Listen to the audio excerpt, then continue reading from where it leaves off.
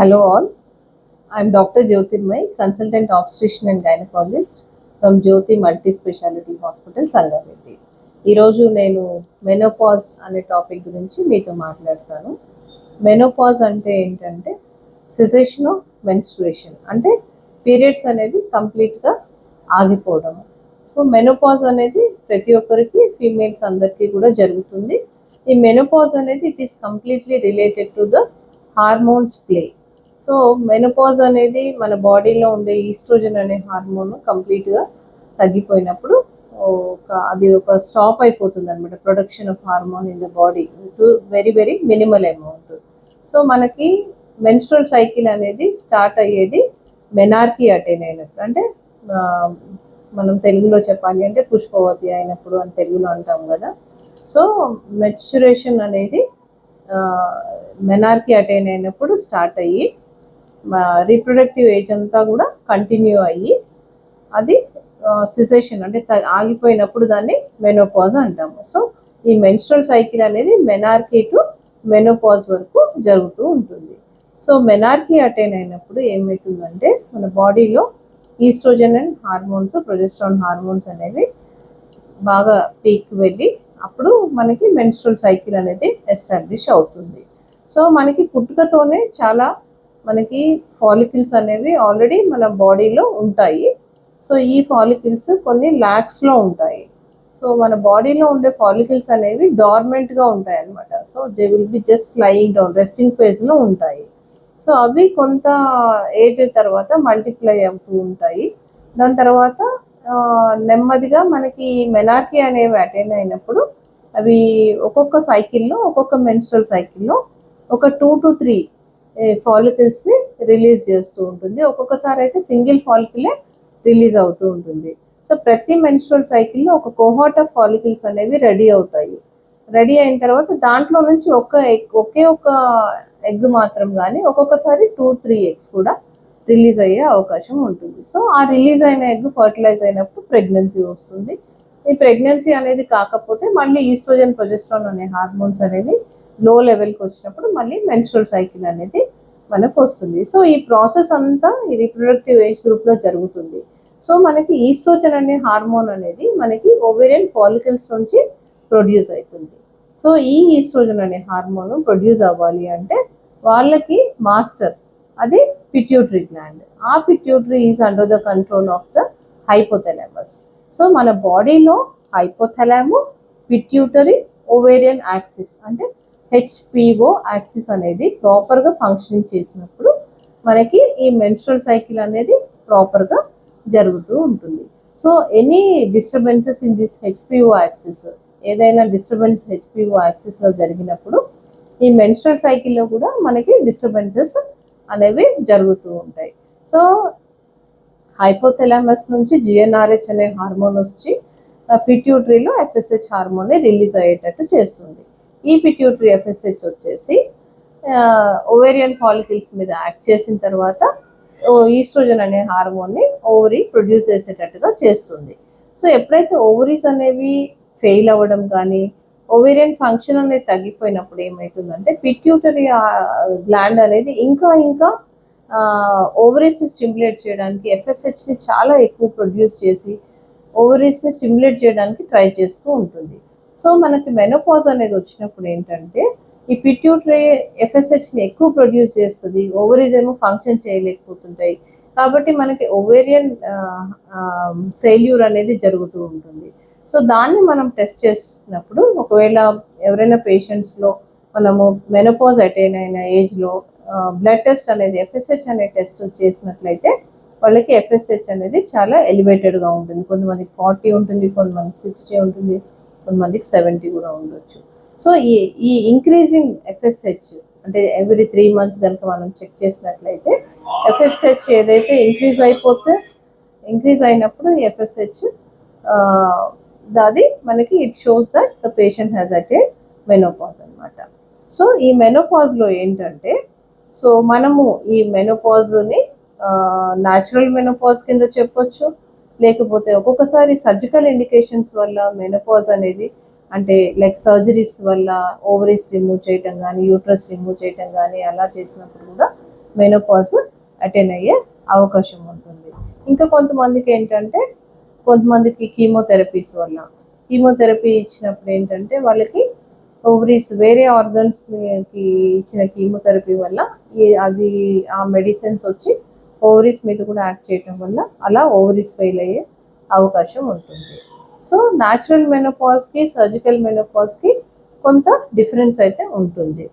So surgical మెనోపాజ్లో ఏంటంటే వెంటనే ఓవరీస్ని remove చేయటం వల్ల పేషెంట్స్కి ఎక్కువ సఫరింగ్ అనేది ఎక్కువగా ఉంటుంది. సో వాళ్ళకి ఏంటంటే మెనోపాజల్ సింటమ్స్ అనేవి ఎక్కువ ఉంటాయి. అదే న్యాచురల్ మెనోపాజ్ అంటే వాళ్ళు ఒక ట్రాన్సిషన్ పీరియడ్లో నుంచి వెళ్తారు. దే విల్ హ్యావ్ పెరిమెనోపాజ్, అంటే ఒక 4 to 5 years ఆఫ్ పెరిమెనోపాజ్ అనేది ఉంటుంది. ఈ 4 to 5 years ఆఫ్ పెరిమెనోపాజల్ పీరియడ్లో బాడీలో ఏంటంటే ఈస్ట్రోజన్ హార్మోన్ అనేది స్లోగా తగ్గుతూ రావటం వల్ల body will try to adapt to that situation అనమాట.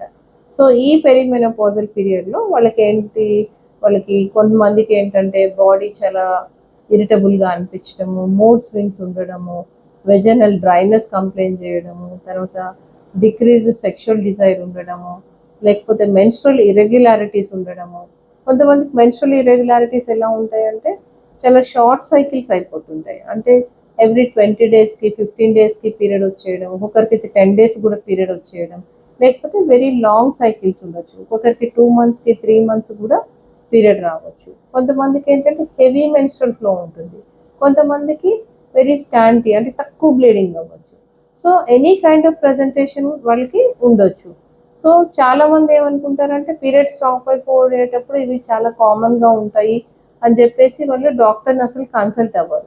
సో ఎనీ మెన్స్ట్రల్ ఇర్రెగ్యులారిటీ ఉన్నప్పటికీ కంపల్సరీ మీరు మీ నియరెస్ట్ గైనకాలజిస్ట్ని కన్సల్ట్ అయ్యి ఎందుకు ఇలా మెన్స్ట్రల్ డిస్టర్బెన్స్ వస్తుంది, ఇది నార్మలా అబ్నార్మలా అనేది మీరు తెలుసుకోవాలి. సో మెన్స్ట్రల్ డిస్టర్బెన్సెస్తో పాటు మూడ్ డిస్టర్బెన్సెస్, ఇరిటబిలిటీ, తర్వాత తొందరగా అలసిపోవడము, తర్వాత యూరినరీ ట్రాక్ట్ ఇన్ఫెక్షన్స్ కామన్గా రావడము, తర్వాత వెజనల్ ఇన్ఫెక్షన్స్ కామన్గా రావడము, తర్వాత కొంతమందికి బ్లోటింగ్ సెన్సేషన్ కూడా ఉండడము, కొంతమందికి స్లీప్లెస్నెస్, సరిగా నిద్ర పట్టకపోవడము.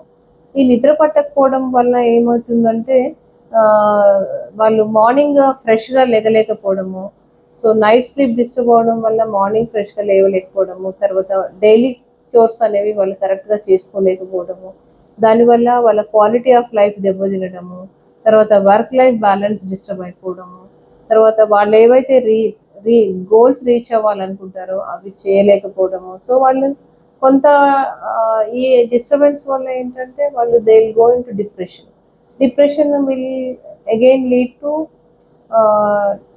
ఇంక్రీజ్ అపెటైట్ అవ్వచ్చు, డిక్రీజ్ అపెటైట్ అవ్వచ్చు. సో సడెంటరీ లైఫ్ స్టైల్లోకి వెళ్ళిపోతారు, దానివల్ల వెయిట్ పుట్ ఆన్ అవుతారు, దానివల్ల again it will lead to heart related diseases కానీ డయాబెటీస్ కానీ ఇలాంటివన్నీ అయ్యే ఛాన్సెస్ ఉంటాయి.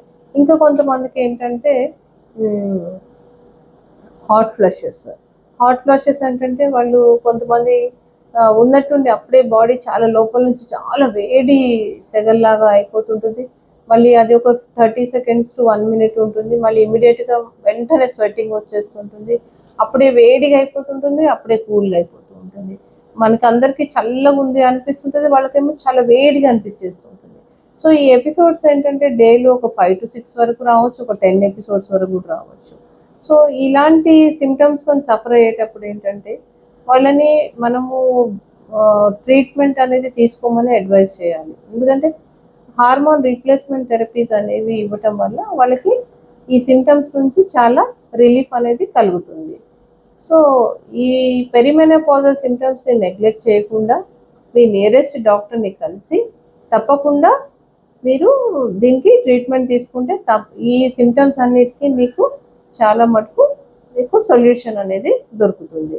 కమింగ్ టు పోస్ట్ మెనోపాజ్లో ఏంటంటే చాలా బాడీ మెటబాలిక్ రేట్ అనేది చాలా తగ్గుతుంది.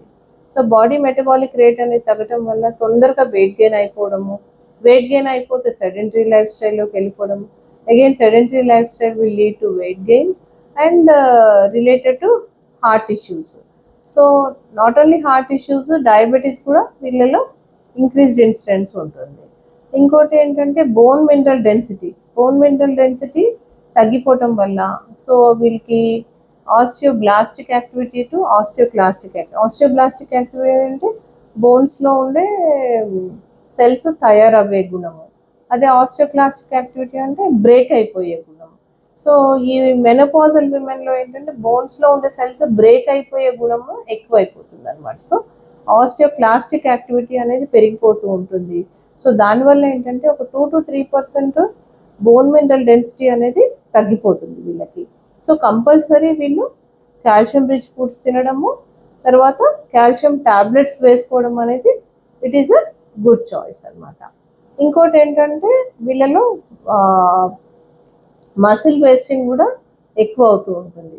సో వీళ్ళందరూ compulsory daily strength building exercises, muscle mass loss అవ్వకుండా స్ట్రెంగ్త్ గెయిన్ అయ్యే ఎక్సర్సైజెస్ అనేవి చేయడం అనేది ఒక గైడెన్స్లో చేయడం అనేది చాలా చాలా ఇంపార్టెంట్.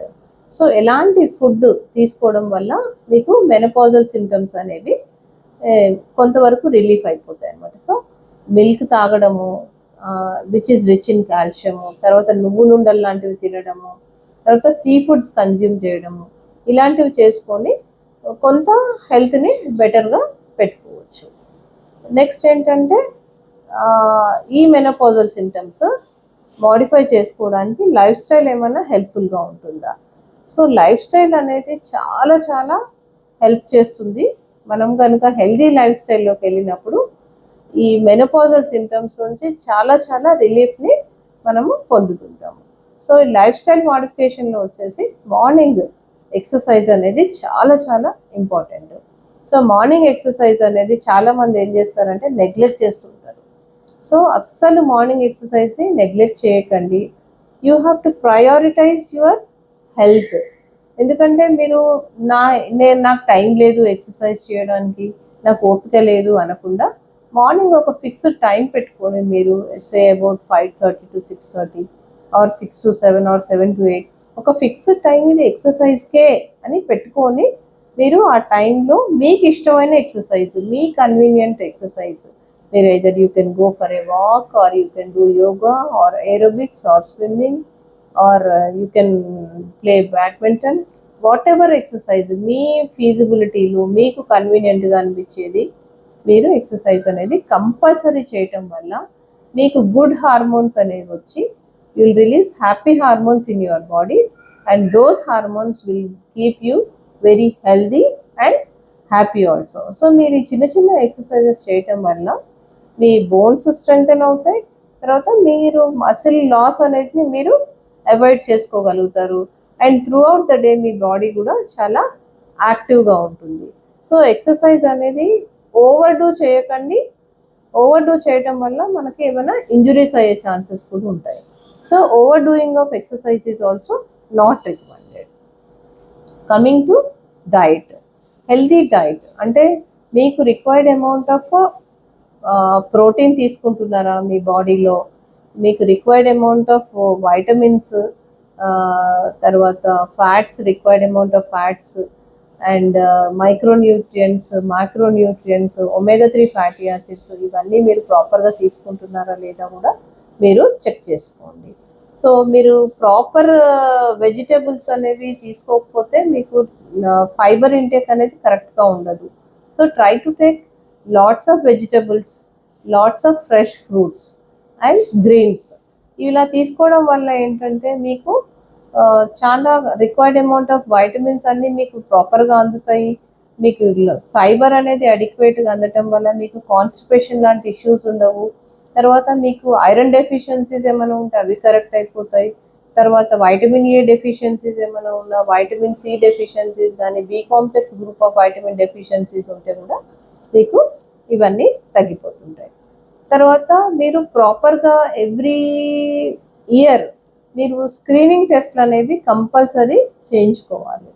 స్క్రీనింగ్ టెస్ట్లో ప్రతి ఒక్క females around 35 to 40 years females every year ఒక కంప్లీట్ బ్లడ్ పిక్చరు, తర్వాత మీ HbA1c టెస్ట్, థైరాయిడ్ ప్రొఫైల్, మీ renal function test, liver function test, pap smear, తర్వాత ultrasound breast and ultrasound pelvis and abdomen. ఈ బేసిక్ టెస్ట్లు ఎవ్రీ ఇయర్ ప్రతి ఒక్క female compulsory చేయించుకోవడం వల్ల ఏమైనా ప్రాబ్లమ్స్ అనేవి మీకు స్టార్ట్ అవుతుంటే ఎర్లీగా పికప్ చేసి వాటికి కావాల్సిన సొల్యూషన్ అనేది మనం చేసుకోవచ్చు. So self palpation of breast to detect any lumps early అనేది చాలా చాలా ఇంపార్టెంట్. సో మీకు ఎలా బ్రెస్ట్ పాల్పేట్ చేసుకోవాలి అనేది మీరు తెలుసుకోవాలి. ఎందుకంటే to know the any lumps are there in the breast. చాలామంది మొన్న రీసెంట్గా ఒక పేషెంట్ వచ్చారు, 3 months నుంచి బ్రెస్ట్ లంప్ ఉందంట. తను చెప్పడానికి చాలా సిగ్గుపడి మొహమాటపడి భయపడి ఎవ్వరికీ చెప్పలేదు. 3 months తర్వాత వచ్చి నా దగ్గర వచ్చి చూయించుకుంటే అది it turned out the breast cancer. So అలాంటివి ఏంటంటే స్ప్రెడ్ అవ్వక ముందే మీరు ఎర్లీగా డిటెక్ట్ చేసినప్పుడు ఏదైనా గడ్డ లాంటిది బ్రెస్ట్లో కనిపిస్తుంది అన్నప్పుడు తొందరగా డాక్టర్ని కన్సల్ట్ అయ్యి ఇది ఏంటి అని మీరు చెక్ చేసుకోవడం వల్ల మీకు అది చాలా చాలా హెల్ప్ఫుల్గా ఉంటుంది. సో కమింగ్ టు స్లీప్ అనేది 8 to 10 hours of sleep is very very important. Night time లేట్గా పడుకొని లేట్గా లేవడం కన్నా మీరు నైట్ ఎర్లీగా పడుకోండి. By 10-10:30 switch off all the lights, switch off your mobile phones and go to sleep. Because స్లీప్లో చాలా మటుకు మన బాడీ రిపేర్ అనేది అవుతుంది. మన మెటబాలిజంలో కావాల్సిన హార్మోన్స్ అనేవి ప్రాపర్గా రిలీజ్ అవుతాయి. సో మన బాడీని చాలా హెల్తీగా ఉంచడానికి స్లీప్ అనేది place a very vital role. And coming to the diet we have already discussed, sleep also we have already discussed, and try to maintain good relationships. ఈ ఏజ్లో ఏంటంటే అందరితో మనము అంటే we should have a good friend circle, మంచి relative circle ఉండాలి.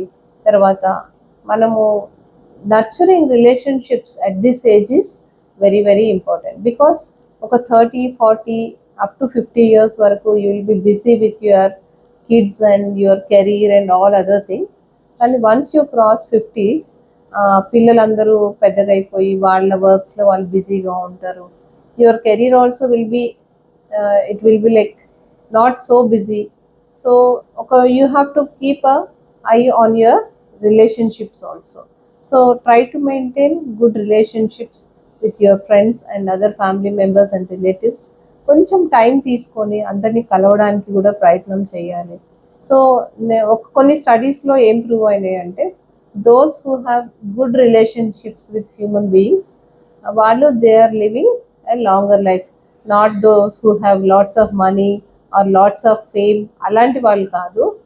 Those who have good support systems in their lives, అంటే good family, good friends who support them all the time.